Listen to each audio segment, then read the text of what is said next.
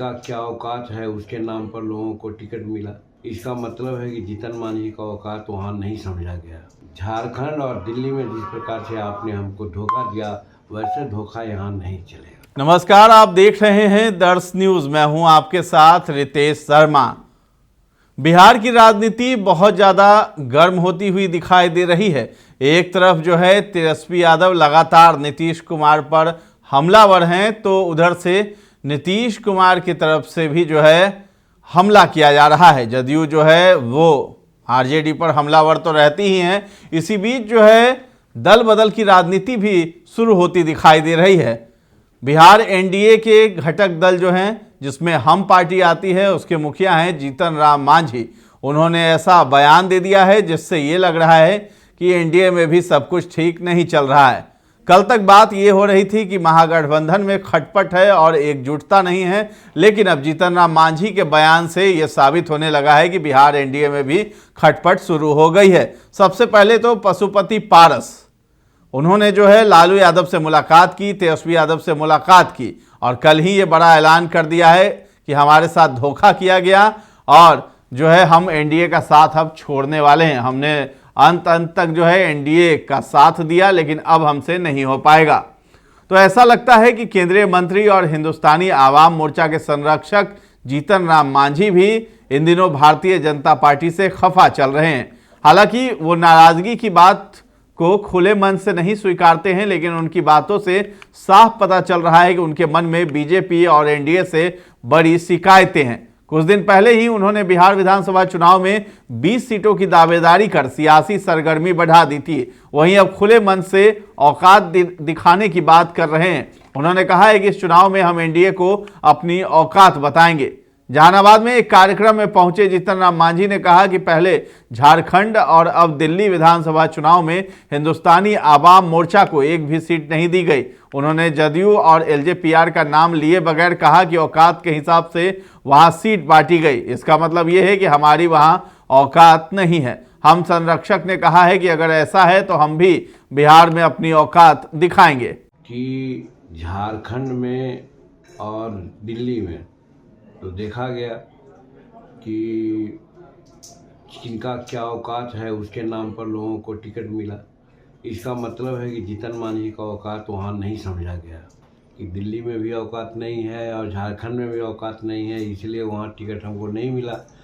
तो हम अब बिहार में अपना औकात दिखलाना चाहते हैं और ख़ास करके अपने समाज को और हमारे समर्थक जो बाकी जो हैं, हमारी नीतियों से मुख्यमंत्री काज में जो नीति हमने अपनाई है युवाओं के लिए, महिलाओं के लिए, खेती के गृहस्थों के लिए, उन सबको एकत्र करके हम अपना ताकत दिखलाना चाहते हैं। और यहाँ कहना चाहते हैं कि झारखंड और दिल्ली में जिस प्रकार से आपने हमको धोखा दिया, वैसे धोखा यहाँ नहीं चलेगा। क्या सर एनडीए से आप नाराज हैं? सर नाराज नहीं है।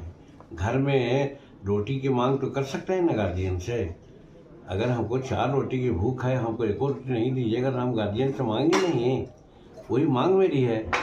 दो जगह हमको नहीं दिया गया। बीजेपी अध्यक्ष। इसके साथ ही आपको बता दें कि केंद्रीय मंत्री ने कहा है कि हम अपने समाज और अपने समर्थकों को भी अपनी औकात दिखाना चाहते हैं। उन्होंने कहा है कि युवाओं और किसानों के लिए हमने जो नीति अपनाई है, अब सबको एकत्रित करके हम अपनी ताकत दिखाना चाहते हैं। जीतन राम मांझी ने यह भी कहा कि हम कहना चाहते हैं कि झारखंड और दिल्ली में जिस प्रकार से आपने हमें धोखा दिया, वैसा धोखा यहां नहीं चलेगा। तो क्या एनडीए से नाराज है मांझी? इस दौरान जब जीतन राम मांझी से पूछा गया कि क्या आप एनडीए से नाराज हैं, तब उन्होंने कहा है कि एनडीए से नाराज नहीं है, लेकिन गार्जियन से घर में रोटी की मांग तो कर सकते हैं। अगर हमें 4 रोटी की भूख है और एक भी नहीं दीजिएगा तो गार्जियन से मांगेंगे नहीं, वही मेरी मांग है। रोहिणी आचार्य पर भी जीतन राम मांझी भड़क गए। आरजेडी अध्यक्ष लालू यादव की बेटी हैं रोहिणी आचार्य। उनके उस बयान पर कि जीतन राम मांझी ने पलटवार कर दिया है, जिसमें उन्होंने कहा था कि अगर मांझी को 1 सीट मिली तो भागकर हमारे पास आ जाएंगे। उन्हें खुद याद नहीं रहता कि वे क्या बोलते हैं। वे कभी कहते हैं कि शराब पीना चाहिए तो कभी कहते हैं कि नहीं पीना चाहिए। मांझी को सिर्फ सत्ता चाहिए, सत्ता जहां होगी वो वहां चले जाएंगे। मांझी कह रहे हैं कि इंडिया गठबंधन विधानसभा चुनाव तक एक साथ नहीं रह पाएगा, बिखर जाएगा। वो कहाँ जा रहे हैं? पहले वो अपना तो बता दे कि वो कहाँ रहेंगे, वो एनडीए के गवर्नमेंट के साथ रहेंगे कि कहाँ जाएंगे। क्लियर कीजिए कि मांझी जी कहाँ जा रहे हैं, वो कहाँ जा रहे हैं तो नहीं ना होगा। कौन है बोलिए, जीतनराम मांझी ने जो बयान दिया उसको किस तरह से देखती हैं? क्या बोले वो मांझी जी, उनको तो खुद ही नहीं याद रहता है। कभी कहते शराब पीना चाहिए, कभी कहते नहीं पीना चाहिए। तो पहले वो डिसाइड कर लेना भाई, पहले एक जगह वो कहाँ जा रहे हैं? एक जगह पहले आदमी जो कमिटमेंट करता है तो खरा उतरना चाहिए ना। तो आज पार्टी कल नीतीश कुमार जी एक सीट देंगे तो भाग करके आएंगे हम लोग के पास।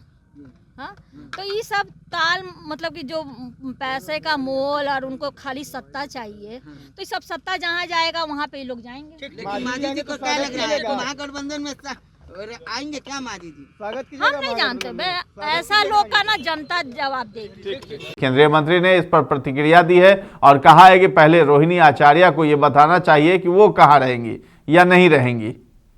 तो मांझी के बयान पर आरजेडी का भी पलटवार आ गया। आरजेडी के प्रवक्ता हैं मृत्युंजय तिवारी, उन्होंने आज ही बयान दिया है कि कोई ऐसा सहयोगी नहीं है जिसे बीजेपी ने तोड़ा नहीं है। अब जीतनराम मांझी को भी पता चल रहा है कि बीजेपी उन्हें उनकी औकात बता रही है। झारखंड और दिल्ली में सीट नहीं दिया और अब बिहार में भी उनकी पार्टी को तोड़ेगी। तो नाराजगी की आखिर वजह क्या है? असल में एनडीए में होने के बावजूद बीजेपी ने न तो झारखंड में हिंदुस्तानी आवाम मोर्चा को सीट दी थी और न ही दिल्ली चुनाव में सीट दी, जबकि जेडीयू और एलजेपीआर को दोनों जगहों पर सीट दे दी गई। ऐसे में मांझी को लगता है कि बीजेपी ये समझती है कि हम पार्टी की औकात बिहार से बाहर कुछ भी नहीं है। यही वजह है कि वो कह रहे हैं कि जब औकात बिहार में है तो बिहार में ही अपनी औकात दिखाएंगे। तो फिलहाल इस खबर में इतना ही है। दर्श न्यूज़ के साथ बने रहें और अभी तक हमारे चैनल को आपने सब्सक्राइब नहीं किया है तो जरूर कर लें। धन्यवाद।